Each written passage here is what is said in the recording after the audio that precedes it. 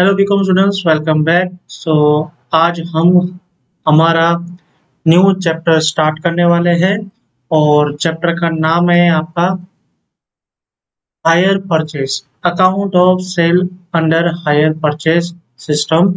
तो हमने new chapter start किया है सेमेस्टर 1 स्टूडेंट्स के लिए। क्लियर? तो accounts of sale under hire purchase system, ये चैप्टर में बेसिकली क्या है, देखो मैं आपको शॉर्ट में समझा दूं। तो आप आपने कभी मोबाइल इंस्टॉलमेंट में लिया होगा।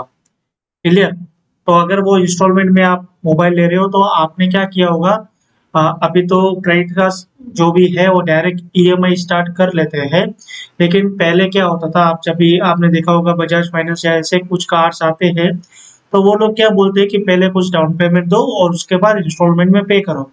जैसे बेसिकली आप कोई व्हीकल परचेस करते हो, ठीक है, फॉर एग्जांपल मैंने एक स्कूटी 1 लाख रुपीज की परचेस कर रहा हूँ, तो वहां पे क्या होता है, वो कहते हैं कि 30,000 40,000 डाउन पेमेंट पे करो और उसके बाद रिमेनिंग अमाउंट है वो आप इंस्टॉलमेंट में पे करना।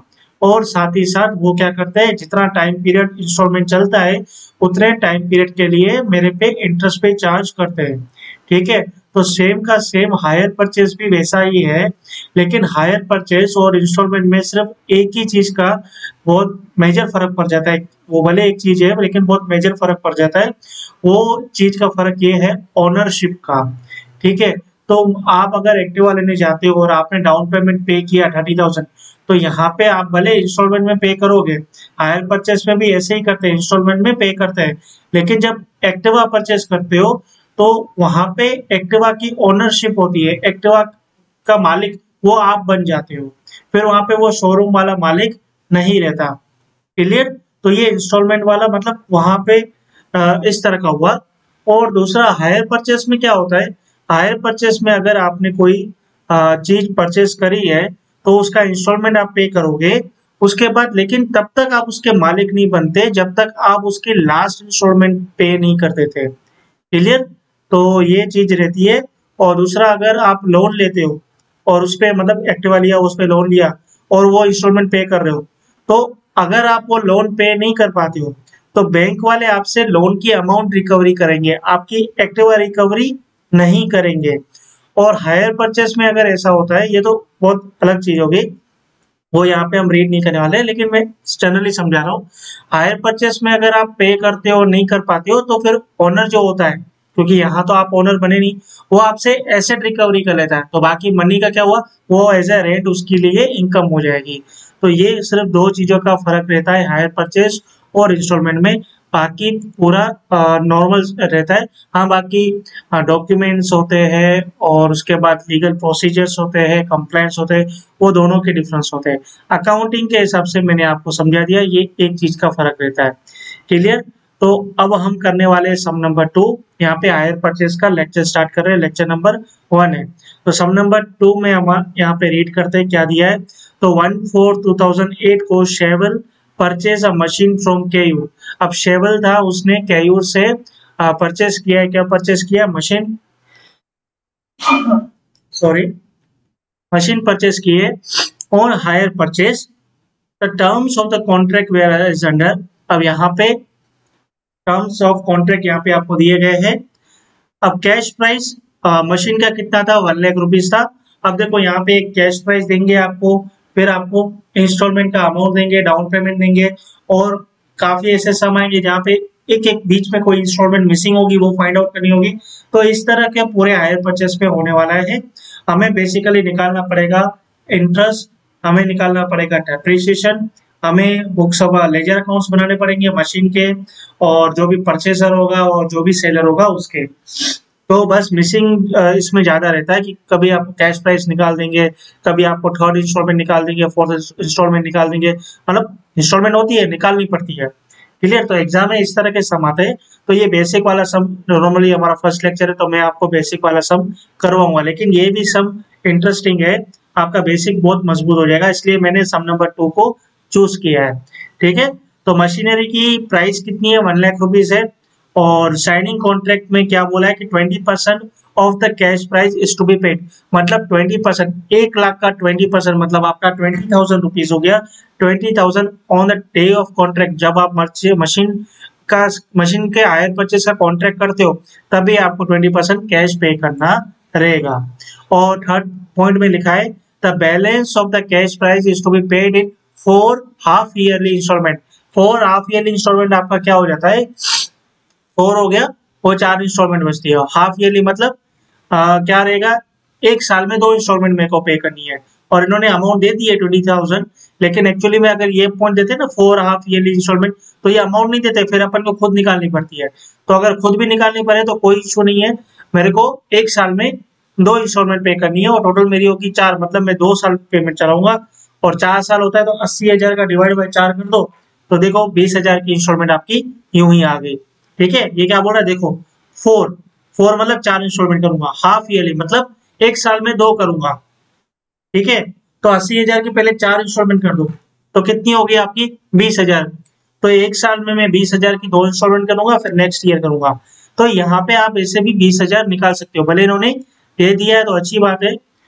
और इंटरेस्ट की डेट इन्होंने बता दी है 30 सितंबर और 31 मार्च एवरी ईयर। तो ये दोनों डेट को इंटरेस्ट ड्यू होगा और इंस्टॉलमेंट भी ड्यू होगा और हमें पे करना है। फोर्थ पॉइंट में हमको इंटरेस्ट कितना चार्ज करना है, 12% पर एनम। देखो काफी बार एग्जाम में ये भी दे देते हैं, यहाँ पे 6 महीने का आपको इंस्टॉलमेंट ड्यू हो रहा है ना, तो इंटरेस्ट भी ये 6 महीना दे सकते हैं। तो ध्यान देने की बात रहती है, कभी भी एग्जाम में देखो एनम लिखा है या हाफ ईयरली इंटरेस्ट लिखा है, वो जरूर देखना, तो मिस्टेक होने से बच जाएगा। नहीं तो पूरा सम आप 12% से करके जा रहे हो और यहाँ पे हाफ ईयरली लिख दिया, मतलब कि 12% तो आधे साल का था, मतलब पूरे साल का तो 24% था। तो ये दिमाग में लेने की बात है। और on the amount balance of the cash price outstanding, जो भी आउटस्टैंडिंग देगा और नॉर्मल बात है, उस पर हम इंटरेस्ट चार्ज करेंगे। और machine is to be depreciation 10% per annum. अब डेप्रिसिएशन की पॉइंट दे दी है तो मेरे हमको एक और एक्स्ट्रा वर्किंग करनी पड़ेगी डेप्रिसिएशन की। क्लियर। और अकाउंटिंग ईयर ऑफ बोथ शेवेल and Keyur ends on 31 March. 31 मार्च को एंडिंग हो रहा है दोनों का बुक्स ऑफ अकाउंट्स, तो बहुत अच्छी बात है। हमको कुछ भी ऐसे चेंजेस नहीं करने पड़ेंगे कि भाई एक का अकाउंट दिसंबर को कंप्लीट हो रहा है या एक का अकाउंट मार्च को कंप्लीट हो रहा है। और प्रिपेयर क्या करना है हमको, मशीन अकाउंट करना है और केयूर का अकाउंट करना है, बुक ऑफ शेवल, ये तो इम्पोर्टेंट आता ही है ये दोनों अकाउंट। और सेकंड हमको एडिशनल दे दिया इन्होंने, शेवल का अकाउंट बनाओ केयूर के बुक्स में, मतलब के जो सेलर है उसके अकाउंट्स में शेवल का अकाउंट, परचेसर का अकाउंट हमें प्रिपेयर करना है। और you are required to show necessary calculation as a part of the answer. तो हमें यहाँ पे नेसेसरी कैलकुलेशन करनी है, तो नेसेसरी 2 तरह की कैलकुलेशन यहाँ पे आएंगी। देखो फॉर्मेट मैंने बता दिया है। सबसे पहले जो कैलकुलेशन रहती है as a part of answer, वो होती है इंटरेस्ट की कैलकुलेशन। तो ये मैंने टेबल बना दिया है, table showing calculation of interest, date, cash price, instalment, interest. ये मैं जब करूंगा तब आपको समझाऊंगा। सेकंड नेसेसरी कैलकुलेशन मेरी रहती है डेप्रिसिएशन की। ठीक है, उसके बाद मैं यहाँ पे मशीनरी का ledger in the books of, जो भी हमारा ये परचेसर है शेवल, उसके बुक्स में कौन से अकाउंट बनेगा। सबसे पहले ये अकाउंट बनेगा मशीनरी का, और सेकंड अकाउंट हमारा बनेगा ये अपना ये किससे परचेस करें, केयूर से, तो केयूर का अकाउंट बनेगा। और यहाँ पे केयूर के बुक्स में बना अकाउंट बनेगा शेवल का अकाउंट। क्लियर, तो यहाँ तक आप समझ चुके हो। तो सम की शुरुआत करते हैं, तो सम की शुरुआत हमेशा करते हैं कैलकुलेशन ऑफ इंटरेस्ट के साथ। क्लियर, तो यहाँ पे आप, ये हमारा कौन सा लेक्चर है, lecture number 1,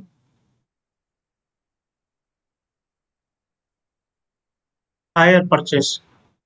clear, table showing calculation of interest. तो इसको किस तरह से करेंगे आप कैलकुलेशन ऑफ इंटरेस्ट को। सबसे पहले आप लिख दीजिए ओपनिंग डेट। तो ओपनिंग डेट आपका आता है 0, ओपनिंग डेट हमारी आती है कॉन्ट्रैक्ट की डेट 1/4/2008। कैश प्राइस कितना था, 1 लाख रुपीज। ये रहा, क्लियर, 1 लाख रुपीज। और 20% हमें डाउन पेमेंट देनी है। तो इंस्टॉलमेंट तो कुछ हुआ नहीं यहाँ पे, इंटरेस्ट भी कुछ चार्ज होगा नहीं यहाँ पे, और हमने डाउन पेमेंट पे कर दिए 20,000। अब मेरा बैलेंस कितना बचता है 80,000। अब यहाँ से मेरी इंस्टॉलमेंट चालू होगी, तो सबसे पहली इंस्टॉलमेंट मेरी होगी सितंबर में, तो 30/9/2008 को पहले मैं ओपनिंग बैलेंस लिख देता हूँ 80,000। अब 80,000 पे मैं इंटरेस्ट चार्ज करूंगा 12% पर एनम, लेकिन 6 महीने के लिए, क्योंकि 30 सितंबर मेरा छठा महीना आ जाता है। तो 80,000 पे 12% होता है 9600, डिवाइड बाय 2 कर देता हूँ तो 6 महीना हो जाता है। तो 4800 का मेरा यहाँ पे इंटरेस्ट चार्ज हो चुका है। इंस्टॉलमेंट मेरी कितनी थी 20,000, लेकिन वो एक्सक्लूडिंग इंटरेस्ट थी, क्योंकि इन्होंने देखो बोला है 20,000 each together with the interest. Clear? तो मतलब इंटरेस्ट के हमको एक्सक्लूड हो गया, तो 20,000 प्लस 4800 मतलब हमारा कितना हो जाता है 24,800 मेरा क्या हो गया, ये इंस्टॉलमेंट हो गया। और यहाँ पे 24,800 मेरी इंस्टॉलमेंट अमाउंट है, और इंटरेस्ट कितना है मेरा 4800 का है। अब क्या होगा यहाँ पे, आप जब भी इंटरेस्ट पे करते हो ना कोई भी इंस्टॉलमेंट में, तो इंटरेस्ट जो होता है वो आपका खर्चा होता है, मतलब वो प्रिंसिपल में ऐड नहीं होता है। जो आप, अगर मैंने सपोज मेरा आउटस्टैंडिंग 80,000 है, तो मैंने 24,800 पे किया, तो आपका प्रिंसिपल में से नहीं माइनस होगा, आपके प्रिंसिपल में से सिर्फ 20,000 माइनस होगा। क्लियर?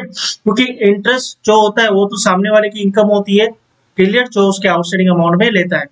तो यहाँ पे आपका क्रेडिट टुवर्ड्स प्रिंसिपल कितना अमाउंट होगा 20,000 रुपीज होगा। तो बैलेंस कितना आ जाएगा 80,000 माइनस 20,000, तो बैलेंस आपका आ गया 60,000। अब यहाँ पे हम करेंगे 31 मार्च 2009 को मेरी सेकंड इंस्टॉलमेंट आएगी, और ओपनिंग बैलेंस रहेगा मेरा 60,000 का। अब यहाँ पे मैं 60,000 पे 12% का इंटरेस्ट डिवाइड बाय 2 करूंगा 6 महीने के लिए, तो 3600 मेरा इंटरेस्ट आ रहा है। 20,000 की इंस्टॉलमेंट थी और 3600 मेरा ब्याज, तो मेरी 23,600 की टोटल इंस्टॉलमेंट आती है, जिसके सामने 20,000 मेरा प्रिंसिपल में डिडक्ट होगा। तो मेरा आउटस्टैंडिंग अभी बचता है कितना 40,000।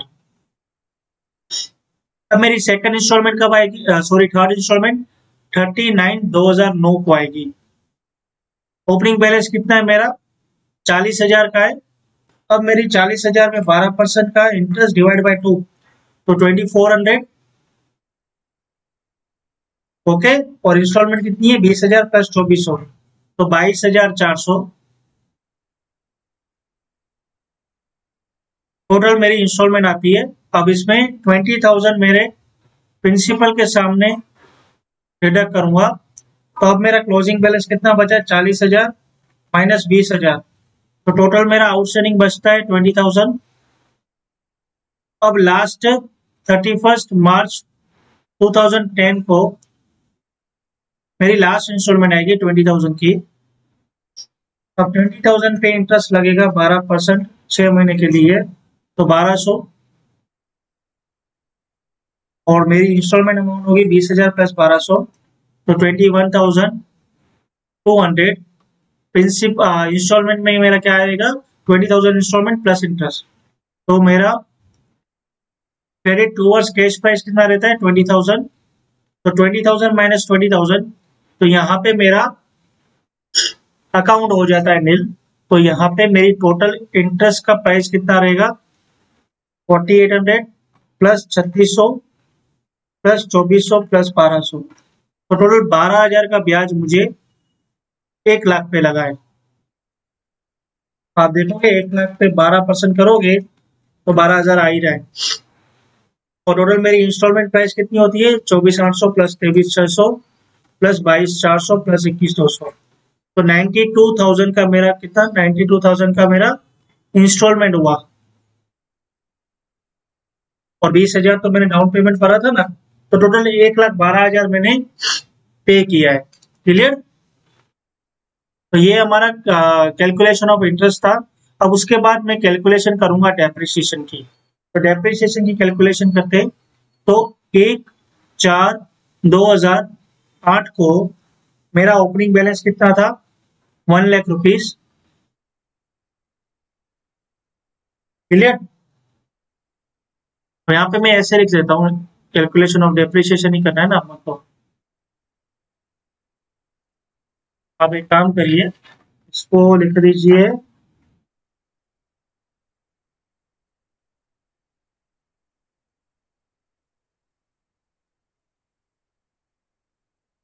1/4/2008। ओपनिंग बैलेंस आपका कितना था? 1,00,000 रुपीज, और कोई डेप्रिसिएशन काउंट नहीं होगा।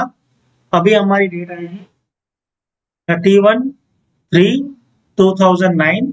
अब देखो, इंस्टॉलमेंट 6 महीना हो सकता है, लेकिन डेप्रिसिएशन 6 महीना नहीं होता है। ठीक है, तो यहाँ पे आपका ओपनिंग बैलेंस आएगा 1,00,000 रुपीज, वही, और डेप्रिसिएशन 10% रहेगा इस पे, मतलब 10,000। अब क्लोजिंग बैलेंस आपका आ जाता है 90,000। अब 31/3/2010 को मेरा ओपनिंग बैलेंस कितना है? 90,000। अब 90,000 पे 10% डेप्रिसिएशन, मतलब 9,000। अब क्लोजिंग बैलेंस मेरा कितना रहता है? 81,000। क्लियर? तो ये रहा हमारा टोटल डेप्रिसिएशन, कितना हो गया? 19,000 का। तो अगर हम यहाँ पे इंटरेस्ट देखें तो 4,800, 3,600, 2,400, 1,200 करेक्ट है, और डेप्रिसिएशन 10,000 और 9,000 वो भी करेक्ट है। क्लियर? अब हम बनाएंगे लेजर अकाउंट्स। अब ledger accounts in the books of कौन है? शेविल। यहाँ पे उन्होंने बोला शेविल के, SHAI वे। अब ये कौन सा अकाउंट बनेगा? सबसे पहले हमारा अकाउंट बनेगा मशीनरी अकाउंट बनेगा। ठीक है, सबसे पहले अकाउंट कौन सा बनता है? हमारा मशीनरी का अकाउंट बनेगा। अब यहाँ पे एंट्री किस तरह से होगी मशीनरी अकाउंट में, कि हमने 1/4, जब जब आपने पैसे दिए, जब जब आप पैसे दोगे तो आपकी एंट्री होगी डेबिट साइड। क्लियर? जब जब आप पैसे दोगे आपकी एंट्री होगी डेबिट साइड, और डेप्रिसिएशन काउंट होगा तो वो होगा क्रेडिट साइड। एवरी ईयर आपको ये एंट्री करनी पड़ेगी। किस तरह से, मैं आपको समझाता हूँ। देखो, ओपनिंग की बैलेंस की एंट्री ऐसे करना, 1/4/2008, यहाँ पे लिखना टू बैंक अकाउंट, क्योंकि आपने पैसे दे के लिया ना। तो बैंक अकाउंट, कितना आपने पैसा दिया? 20,000 रुपीज दिया था, डाउन पेमेंट दिया था 1/4/2008 को। क्लियर? तो ये 20,000 का आपका एसेट खड़ा हो गया। उसके बाद सेकंड इंस्टॉलमेंट आपने कब दी थी? तो 30/9/2008 को आपने सेकंड इंस्टॉलमेंट दी थी। तो वापस आपकी 20,000 की एसेट इंक्रीज हो जाती है। उसके बाद आपने थर्ड इंस्टॉलमेंट दी, यहाँ पे टू बैंक की जगह लिखिए, सॉरी,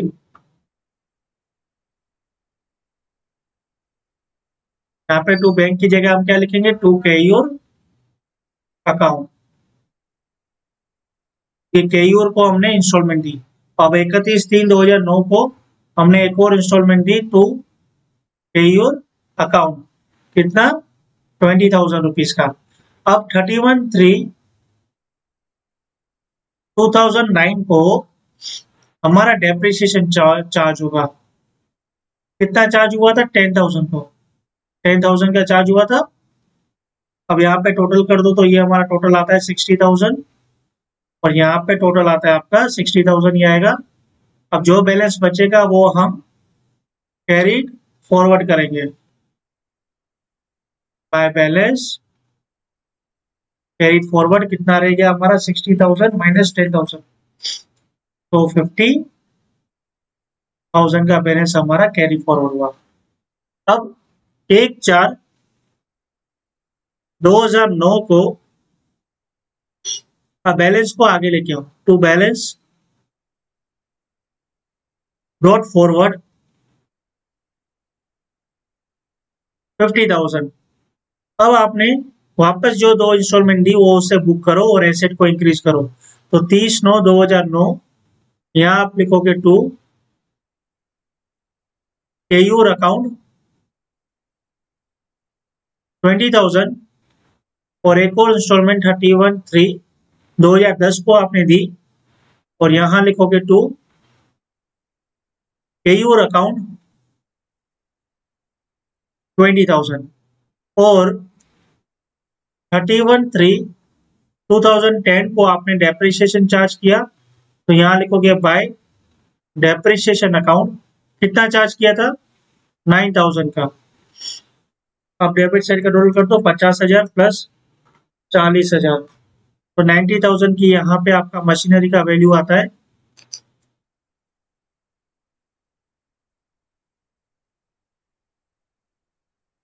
और 31/3/2010 को बाय बैलेंस कैरिड फॉरवर्ड, तो अभी मशीनरी की वैल्यू कितनी बची डेप्रिसिएशन माइनस के बाद 81,000। अब देखो ये 81,000 है, ये यहाँ पे आपके डेप्रिसिएशन अकाउंट में भी वैल्यू आना चाहिए, तो ये रहा देखो वैल्यू आ रही है, तो यहाँ पे आपका मैच है। अब 1/4/2010 को यहाँ पे लिखोगे आप टू बैलेंस कैरी फॉरवर्ड कितना 81,000, तो यहाँ पे मशीनरी अकाउंट कंप्लीट होता है शेविल के बुक्स में। अब बनाएंगे दूसरा केयूर का अकाउंट।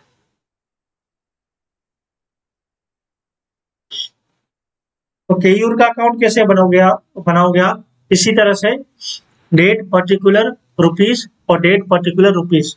अब इसको कैसे किस तरह से बुक करना है, सबसे पहले जो आपने इंस्टॉलमेंट पे की थी ना, डाउन पेमेंट सॉरी, वो उसकी एंट्री नहीं आएगी, बाकी सारी एंट्री आएगी। जैसे जैसे आपने इंस्टॉलमेंट पे की है वैसे वैसे आपको एंट्री करनी है, और जैसे आपने इंस्टॉलमेंट पे कर दी उसके सामने आपको बैंक अकाउंट भी डेबिट कर देना है। क्लियर, ये रहेगा आपका डेबिट, ये रहेगी आपकी क्रेडिट। सबसे पहले लायबिलिटी हम इंक्रीज करेंगे, तो 39/2008 को मेरी लायबिलिटी इंक्रीज होगी बाय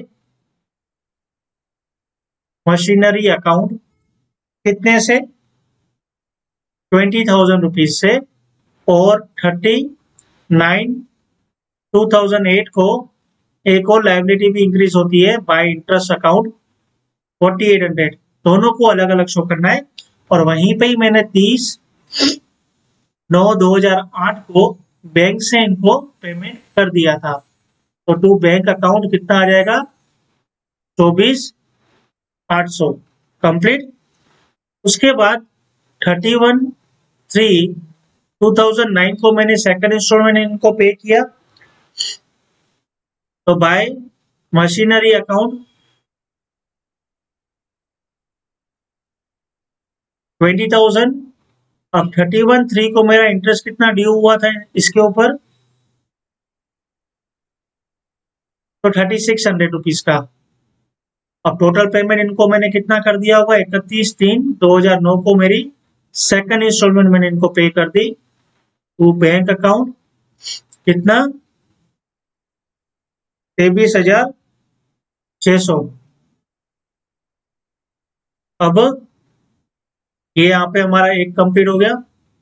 अब वापस 30/9/2009 को बाय मशीनरी अकाउंट 20,000 रुपीज। जैसे जैसे इंस्टॉलमेंट में पे कर रहा हूँ वैसे वैसे यहाँ पे नोट डाउन कर रहा हूँ। और 30/9 को मेरा इंटरेस्ट ड्यू हो गया, तो यहाँ लिखूंगा बाय इंटरेस्ट अकाउंट, कितना इंटरेस्ट ड्यू था मेरा 30/9/2009 को, तो 2400। और यहाँ पे लिखेंगे हम 30/9/2009 टू बैंक अकाउंट कितना आएगा 22,400। अब 31/3/2010 को बाय मशीनरी अकाउंट कितना, लास्ट इंस्टॉलमेंट मेरी 20,000, और 31/3/2010 को मेरा इंटरेस्ट ड्यू कितना है 1,200। अब यहाँ पे मुझे 31/3/2010 को टू बैंक अकाउंट टोटल 21,200 में इनको पे कर दूंगा। क्लियर, तो यहाँ पे मैंने टोटल पेमेंट कर दिया है, और उसका मैंने यहाँ पे बाइफरकेशन दिया है। क्लियर, तो अब इसे मुझे खाली टोटल कर देना है 24,800 तो ये हमारा रहेगा 24,800, ये 23,600। एक सेकंड, मैं इसको ईयरली काउंट करूंगा।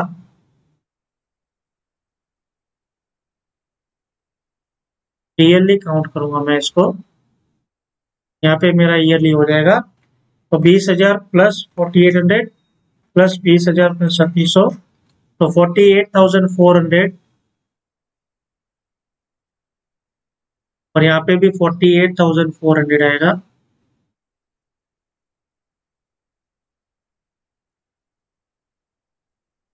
बाईस 400 था ना, और यहाँ पे मेरा टोटल आ जाएगा 22,400 प्लस 21,200, 43,600। और यहाँ पे भी आ जाएगा 43,600। क्लियर? तो यहाँ पे हमारा केयूर का अकाउंट भी कंप्लीट होता है। अब केयूर के बुक्स में हम शेवल का अकाउंट बनाएंगे। फॉर्मेट वही रहेगा आपका, date particular rupees, date particular rupees. अब यहाँ पे क्या है, देखो केयूर के बुक्स में क्या हो गया, केयूर परचेस तो नहीं कर रहा, केयूर क्या कर रहा है, सेल कर रहा है शेवल को। तो यहाँ पे डेटर होता है वो डेबिट होता है। तो 1/4/2008 को मैं शेवल के अकाउंट में डेबिट साइड लिखूंगा टू सेल अकाउंट, कितना, 1,00,000 रुपीज का। क्लियर? उसके बाद मेरी फर्स्ट इंस्टॉलमेंट कब है, 30/9/2008 को फर्स्ट इंस्टॉलमेंट है, ठीक है ना। तो मैं यहाँ पे इंटरेस्ट की एंट्री डालूंगा, क्योंकि इंटरेस्ट मुझे उससे लेने का बनता है। तो इंटरेस्ट मेरा 30/9/2008 को कितना बनता है, 4800 का।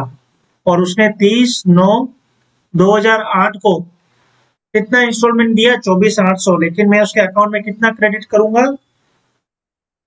पूरा 24,800। यहाँ पे मैंने एक और एंट्री नहीं लिखी, वो ये थी कि 1/4/2008 को जो मैंने, मतलब शेवल ने डाउन पेमेंट दिया था टू बैंक अकाउंट 20,000।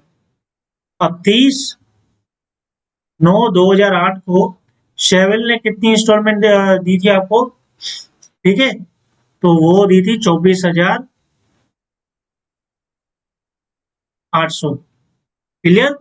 उसके बाद 31/3 का इंटरेस्ट ड्यू की एंट्री आएगी टू इंटरेस्ट अकाउंट, कितना है इंटरेस्ट, 3600। और इंस्टॉलमेंट कितनी थी, वो आएगी टू बैंक अकाउंट, और सॉरी यहाँ पे आएगा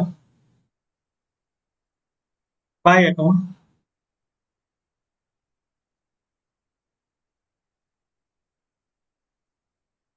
तो 20,000 प्लस 3,600, 23,600। अब हमारा अकाउंटिंग ईयर कंप्लीट होता है, तो हमारा जो भी बैलेंस बचेगा वो प्लॉट कैरी फॉरवर्ड करेंगे। तो 1,00,000 प्लस 4,800 और 3,600, दो इंटरेस्ट आते हैं हमारे। तो 1,08,400 हमारा टोटल यहाँ साइड आया, और 1,08,400 हम यहाँ लिख देते हैं। अब जो बैलेंस हमारा बचा वो हम कैरी फॉरवर्ड करेंगे नेक्स्ट ईयर में।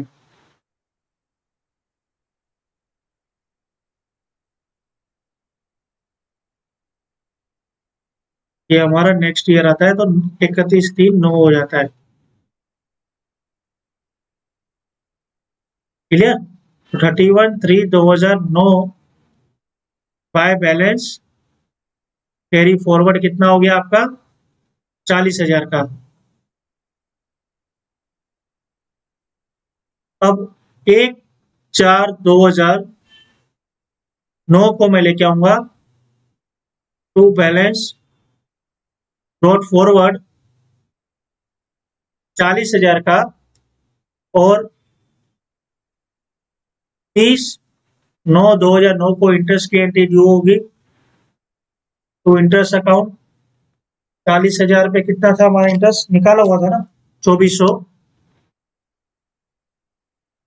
और 9/2009 को बाय बैंक अकाउंट कितना इंस्टॉलमेंट मैंने पे किया था सेविल ने 22,400। एक काम करते नीचे लिख देते